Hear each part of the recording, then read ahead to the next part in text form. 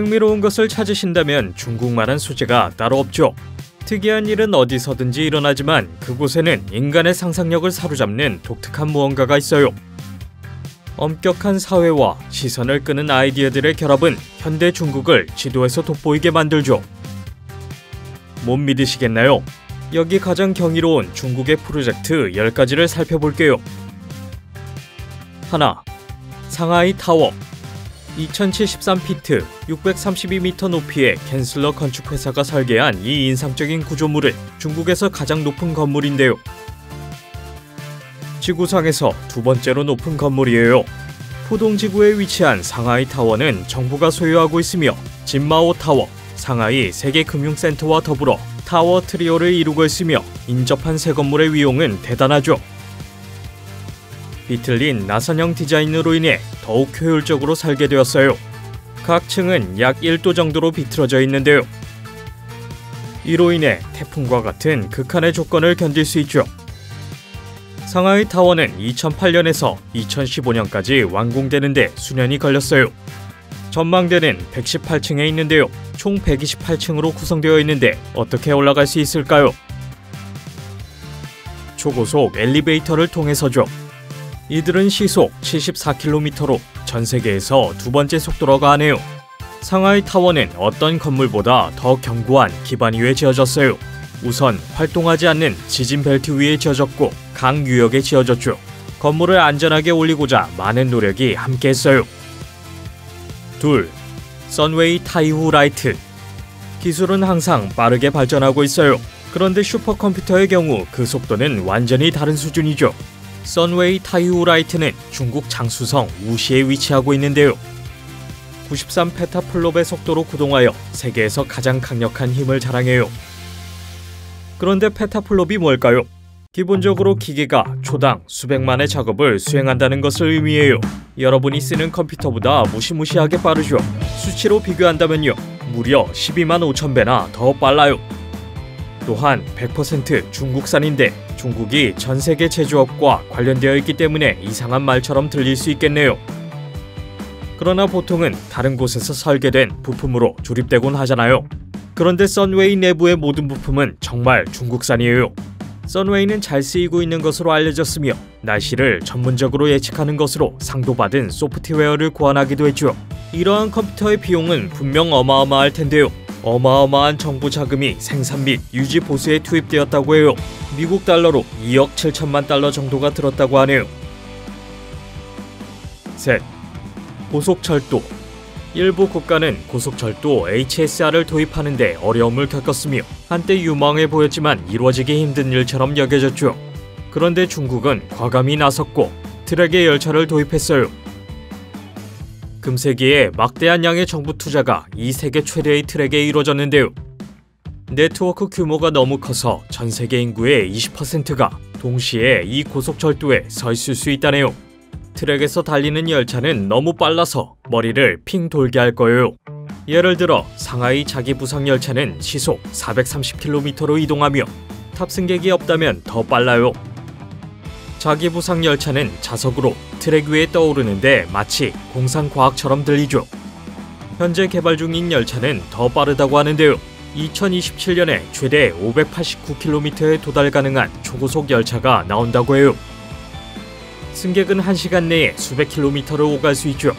이 엄청난 능력에도 불구하고 하모니 혹은 회춘 같은 부드러운 이름이 붙여졌다고 해요.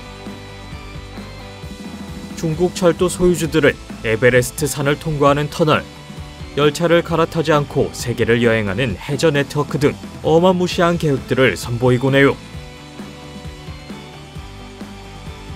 넷, 홍콩, 주하이, 마카오 다리.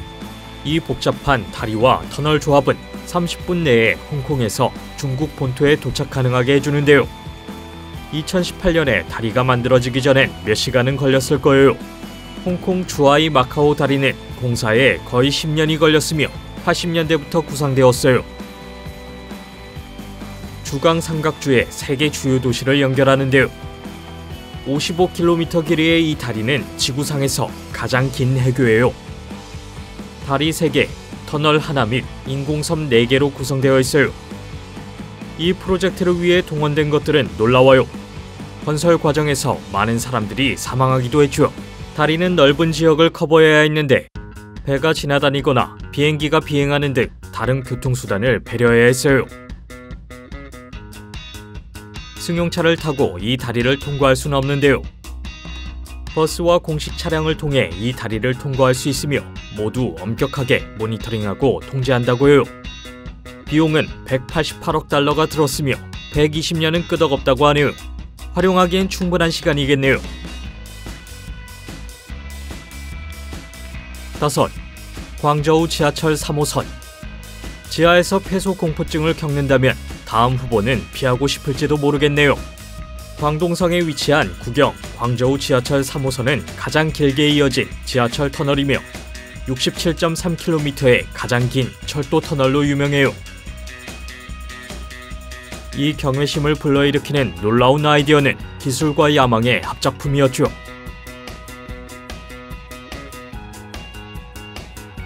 (5년에) 걸쳐 서서히 개통되었는데 완성되는 데 걸린 시간이기도 해요. 2001년에 착공되어 2005년에 개통되었어요. 2개의 섹션이 있는데요.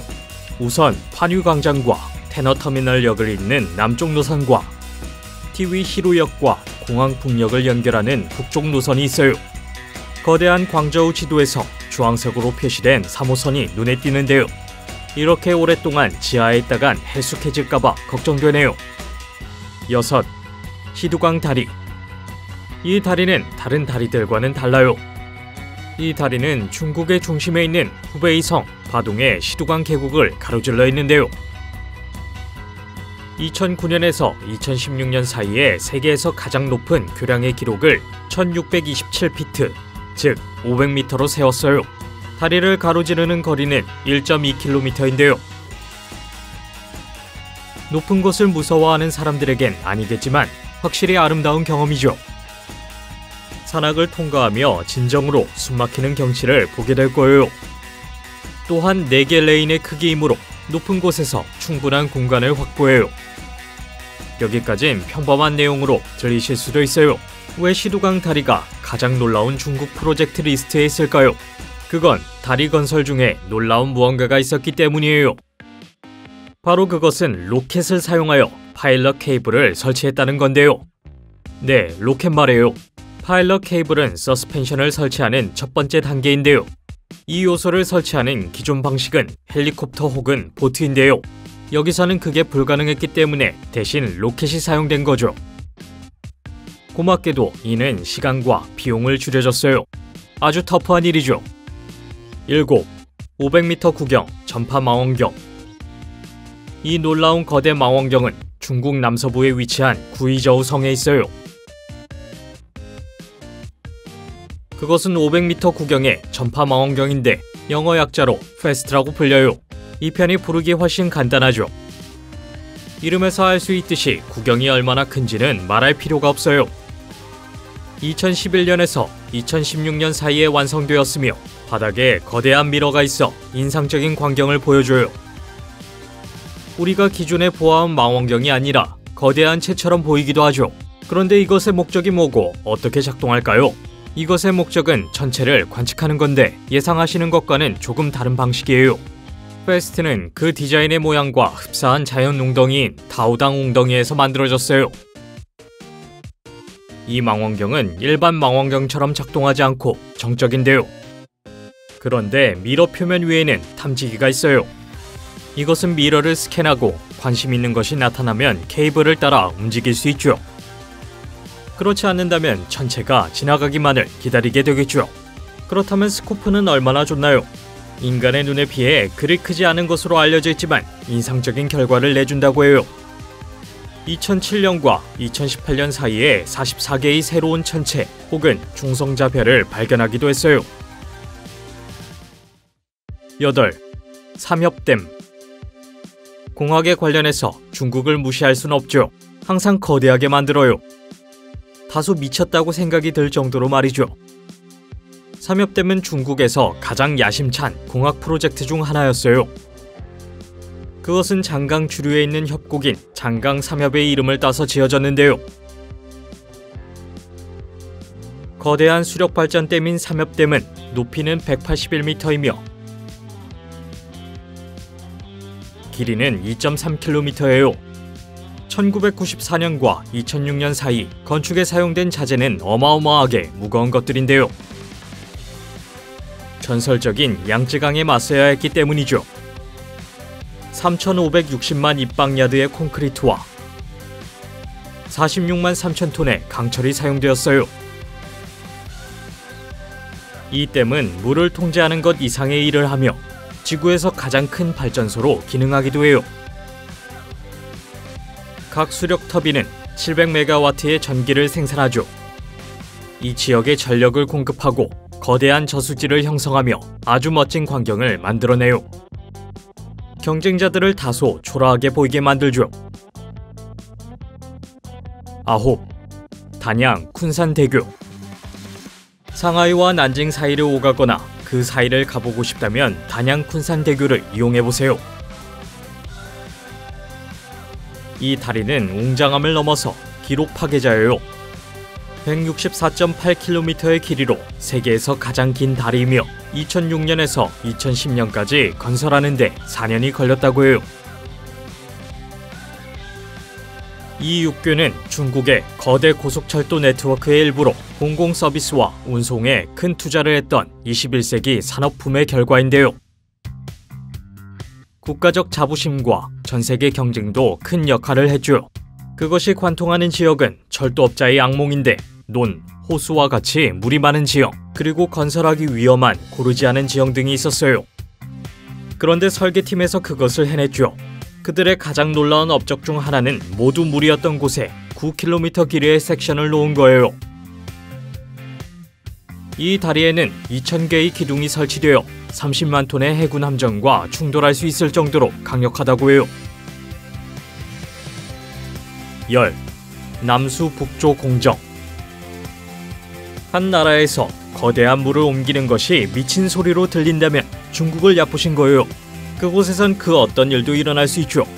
남수 북조 공정이라고 불리는 이 거대한 프로젝트는 남쪽의 양쯔강에서 물을 공급하여 가장 건조한 북쪽으로 물을 보내는 거대한 작업인데요.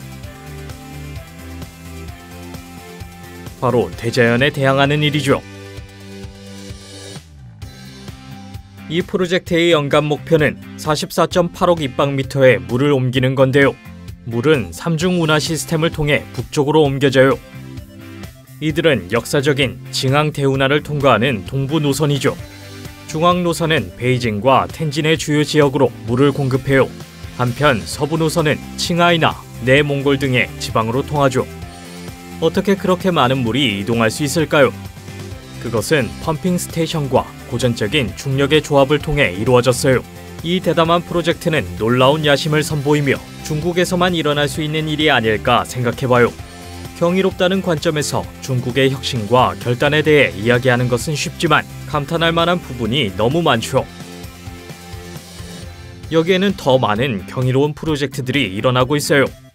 영상이 마음에 드셨다면 구독과 알림 버튼을 클릭해주세요. 새 동영상이 올라올 때 바로 아실 수 있어요.